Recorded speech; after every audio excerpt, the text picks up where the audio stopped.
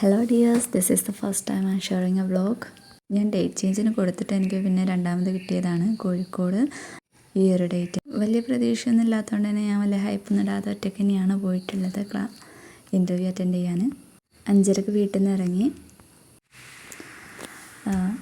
Just ഫോണൊക്കെ ഒന്ന് check ചെയ്ത് മമ്മി റീലൊക്കെ അയച്ചിട്ടുണ്ട്, അതൊക്കെ ജസ്റ്റ് ഒന്ന് നോക്കി.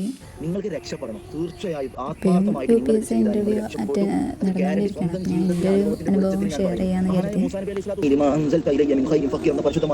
പിന്നീട് ജസ്റ്റ് കേന്ദ്രമന്ത്രിമാരെയും നമ്മുടെ മന്ത്രിസഭയിലെ അംഗങ്ങളെയെല്ലാം നോക്കി. പിന്നെ I just took A nap and പിന്നെ നേറ്റിപ്പോൾ നേരം വെളുത്തിട്ടുണ്ടായിരുന്നു. പിന്നെ കുറച്ച് ബുക്ക് നോക്കി, കമ്മീഷൻസ്, അവരുടെ ഡേറ്റ്, കാര്യങ്ങളൊക്കെ നോക്കി. നമ്മൾ ഇൻ്റർവ്യൂ ബോർഡ് ചോദിക്കുമ്പോൾ നമ്മൾ എന്തെങ്കിലുമൊക്കെ ഉത്തരം പറയണമെന്നില്ല, തീരെ നമുക്കറിയില്ല എന്ന് കരുതരുതല്ലോ. അങ്ങനെ അവിടെ സൈഡ് വ്യൂവിൽ നല്ലൊരു കായലൊക്കെ ഉണ്ടായിരുന്നു. Just refresh my mind. അമ്മായിയുടെ ഡ്രസ്സ് ആയിരുന്നു ഇട്ടിരുന്നത്. വീണ്ടും ഒരു ചെറിയ മയക്കത്തിന് ശേഷം നമ്മളവിടെ റീച്ച് ചെയ്തു. ഒരു സ്നിക്കേഴ്സും വെള്ളക്കുപ്പിയും മേടിച്ച് ഞാൻ ഓട്ടോ സ്റ്റാൻഡിന് മുമ്പിലേക്ക് അങ്ങനെ ഓട്ടോയിൽ കയറിയിട്ട് നമ്മൾ അങ്ങോട്ട് പോവുകയാണ്. KPC കോഴിക്കോട്. ഗൂഗിളിൽ മാപ്പിട്ട് ഓട്ടോയിൽ അങ്ങനെ പോകുന്നു. ഇൻ്റർവ്യൂ ബോർഡ് മെമ്പേഴ്സായിട്ടൊരു മാഷൊരു ടീച്ചറായിരുന്നു ഉണ്ടായിരുന്നത്. കെനായി ചോദിച്ചു. കയറിയ ശേഷം ഗുഡ് മോർണിംഗ് എന്ന് പറഞ്ഞു. ഞാൻ വരുന്ന പ്ലേസ് നെയിം ചോദിച്ചു. നമുക്ക് ഇൻസ്പിറേഷൻ തോന്നിയ 5 വുമൻസിൻ്റെ നെയിം പറയാൻ പറഞ്ഞു.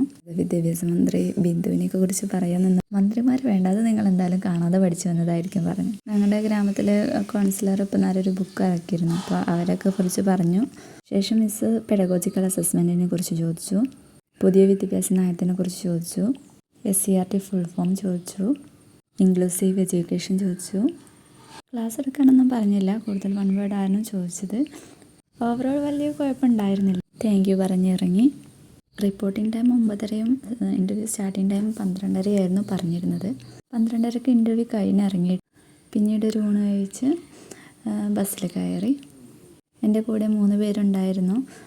എല്ലാവരും വേറെ വേറെ ബസ്സിലാണ് കയറിയത്. ഇനിയൊരു ഉറക്കം, അതിനുവേണ്ടി വിൻഡോ സീറ്റിൽ ചെന്നിരുന്നു. ബസ്സിൽ കയറി ഉറങ്ങുന്നത് എൻ്റെ ഒരു ഹാബിറ്റാണ്, അതുകൊണ്ട് തന്നെ വിൻഡോ സീറ്റിൽ നിന്നിരുന്നു. And that's all for today. ഇൻഷാല്ലാ അടുത്ത UPSC നോക്കാം. എക്സാമിന് വേണ്ടി നന്നായി പ്രിപ്പയർ ചെയ്യാം. സേഫ് സോണിലാണെന്ന് ഉറപ്പായാൽ തന്നെ ഒരു കോൺഫിഡൻ്റ് ആണല്ലേ. Anyway, happy learning.